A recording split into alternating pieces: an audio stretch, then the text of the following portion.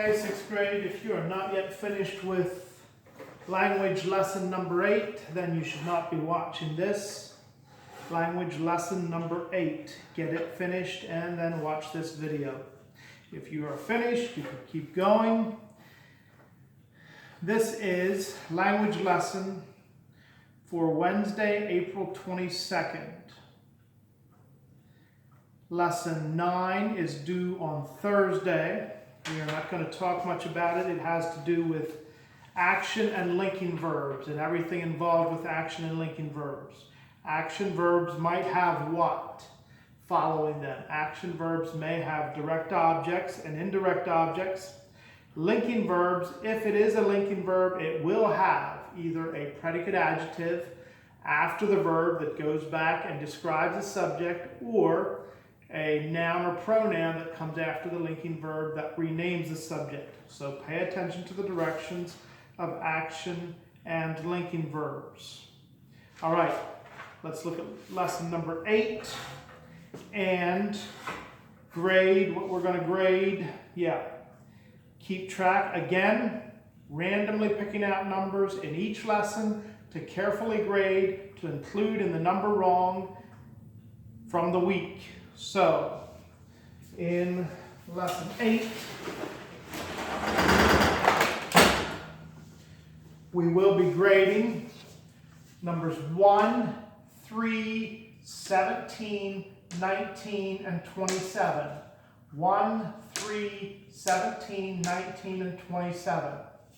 So, circle those or, write those numbers on the top of lesson 8 or something, all right? So let's grade them first of all, and then we'll come back to this diagram. The diagram, we're just going to go see how you did on it. It's not going to be graded.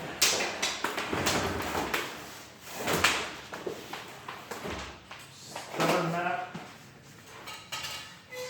All right, number 1. Circle the correct verb, underline the subject. Number 1, measles is the subject. Measles is one disease, so you need the singular verb. So underline measles and circle causes.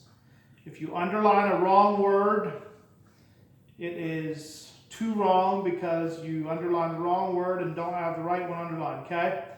Get these subjects and verbs. Measles, underline, causes, circled. Number 3, tulips, hyacinths, underlined, and that is a plural subject, so you need haven't, circled, haven't, the V one. Tulips, hyacinths, haven't. Number 17, label the predicate nominatives, PN, circle the direct objects, put parentheses around indirect objects. And this is the kind of thing that you're going to be doing on lesson 9. Okay? So get these, it's time to get these direct objects, indirect objects, predicate nominatives, predicate adjectives. It is time to get them figured out. Okay? And I think you mostly do, but make sure. Know the rules about indirect objects, direct objects. This is all on your reference sheet. All of this is on your reference sheet. Indirect objects and direct objects are under nouns. Predicate nominatives would be under nouns on your reference sheet. Predicate adjectives under adjectives on your reference sheet. Check them out. Number 17. Again, if there's extras, if you have the wrong thing done with the wrong word, then you don't have the right thing done. So extras are 1 and missing are 1. 17. You should have, King Charles gave Penn some land. What was given, the land, should be circled. Land is the direct object. Land should be circled. And who got the direct object? Who got the land?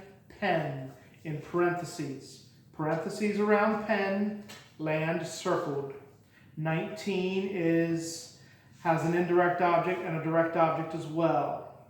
Pennsylvania's Constitution gave its people, in parentheses, freedom circled. The direct object circled is freedom, and the freedom is going to, in parentheses, people.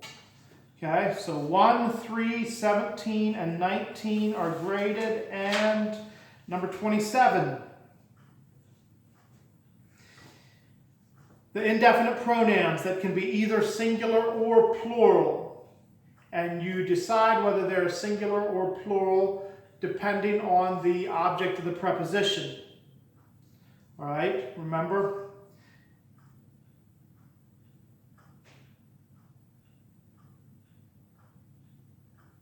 All right, sorry for the brain freeze there. 27. Either singular or plural are these 5. All right? And this is also on your reference sheet, I'm quite certain. So you need to get these, right? Singular or plural. So if you have the wrong one, if you have a wrong one, which means you're missing one, that is 2 wrong. I'm going to make it 2 wrong because these are on a list.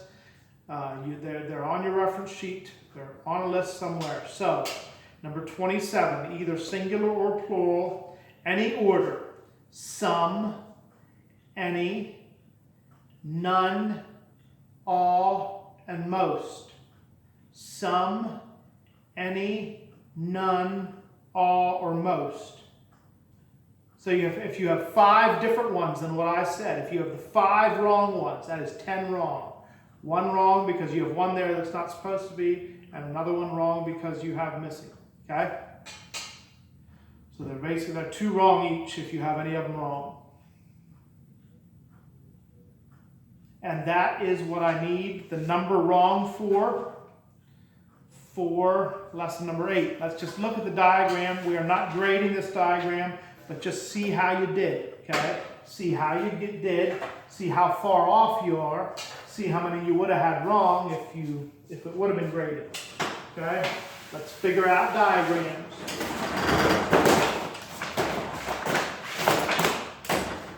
Number 21, the diagram has a compound subject, saw, and, right? Saw and the Israelites. The is an adjective, right? Saw and the Israelites. Compound subject. What did they do? Or what were they and what did they do? This is an interesting one.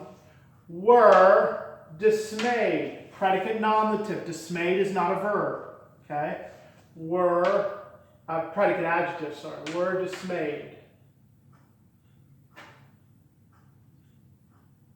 Yes, were dismayed, predicate adjective, and we have an action verb and a direct object. Feared Goliath. Greatly is an adverb. How they feared. Greatly feared. Okay? Saul and the Israelites were dismayed and greatly feared Goliath. All right, how did you do on that? I do not need to know how many wrong you got on that. I need to know how many wrong you got on 1, 3, 17, 19, and 27. So long. So long, farewell. Oh, sorry, forgot it's still on.